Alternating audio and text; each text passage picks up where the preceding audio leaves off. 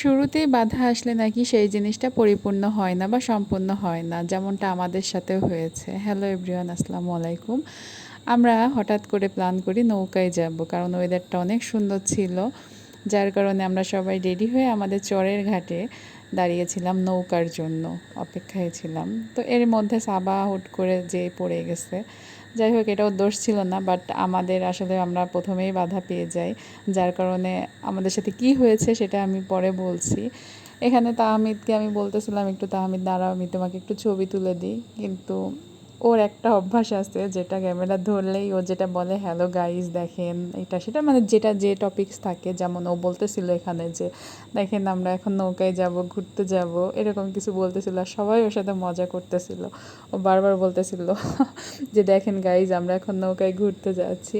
এই তো আমাদের নৌকা চলে এসেছে এবং নৌকা নিয়ে এসেছে আমাদের এক ছোট ভাই এবং ভাইয়ের বউ। ওদের জন্য অপেক্ষা করতেছিলাম এবং ওরাই নৌকা আমাদের জন্য নিয়ে আসে। এই তো গুটি গুটি পায়ে তাহমিদ উঠে যাচ্ছে ওর আরেকটা মামার সাথে, সাবা। সবাই মিলে আমরা ওদেরকে হেল্প করতেছিলাম, কারণ এখানে অনেকটা পিছলা ছিল, কারণ পানি বেড়ে যাওয়া, সবসময় সিঁড়িতে পানি থাকে। আমরা এই যে সবাই নৌকায় উঠে এখন হচ্ছে নৌকায় বসার ব্যবস্থাও আমরা নিয়ে গিয়েছিলাম সাথে, বেডশিট নিয়ে গেছিলাম বাসা থেকে। তারপর সবাই হাতে হাতে আমরা বসার জন্য প্রস্তুতি নিচ্ছিলাম। আর আমাদের সাথে বাধা হওয়ার কারণটা ছিল বৃষ্টি। কারণ হচ্ছে শুরুতেই সুন্দর একটা ওয়েদার দেখেই আমরা এটা ডিসিশন নিই যে আমরা নৌকায় উঠব, কিন্তু আসলে 15 থেকে 17 মিনিটের মধ্যেই আমাদের বৃষ্টি শুরু হয়ে যায়। এই ভিডিওটা নিয়েছিলাম তখনও বৃষ্টি হচ্ছিল, মানে আমরা উঠার 5 থেকে 7 মিনিটের মধ্যে বৃষ্টি পড়া শুরু হয়ে যায়। কিন্তু সারাদিন বৃষ্টি নাই, বিকালবেলা হঠাৎ করে বৃষ্টি শুরু হয়ে যায়।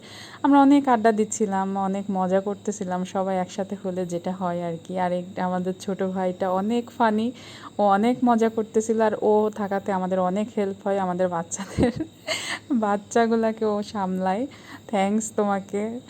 যাই হোক, ও হচ্ছে ফান করতেছিল, সেতু ওর ভিডিও নিচ্ছিল।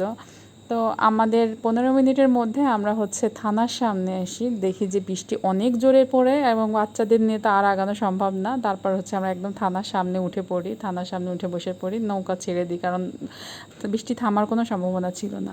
ও বলতেছিল যে অ্যারেস্ট অ্যারেস্ট অ্যারেস্ট পোজ দিচ্ছিল, কারণ হচ্ছে থানার সামনে আমরা যেহেতু অনেকক্ষণ ওয়েট করছি, প্রায় 1 ঘন্টার মতো ওয়েট করছি যে বৃষ্টি থামে কি না, কিন্তু বৃষ্টি থামার কোনো ইয়াই দেখতেছিলাম না আমরা, যে থামার কোনো।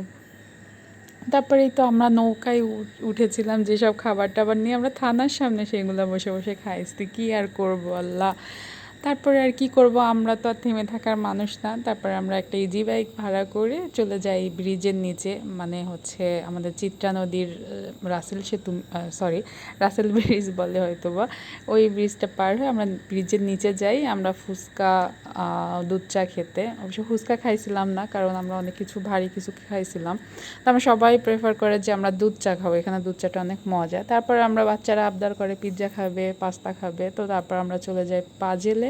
পাজেলে যেয়ে আমরা হচ্ছে সন্ধ্যার নাস্তাটা কমপ্লিট করি। আর পাজেলের পাস্তা পিৎজা নিয়ে তো আর কিছু বলবো না, কারণ এটা আমাদের খুবই ফেভারিট। আমরা যখনই খাই এখান থেকে খাই, আর আমার তাহমিদেরও খুব পছন্দের। ভিডিওটা কেমন লাগলো আজকে এই পর্যন্তই। আল্লাহ হাফেজ।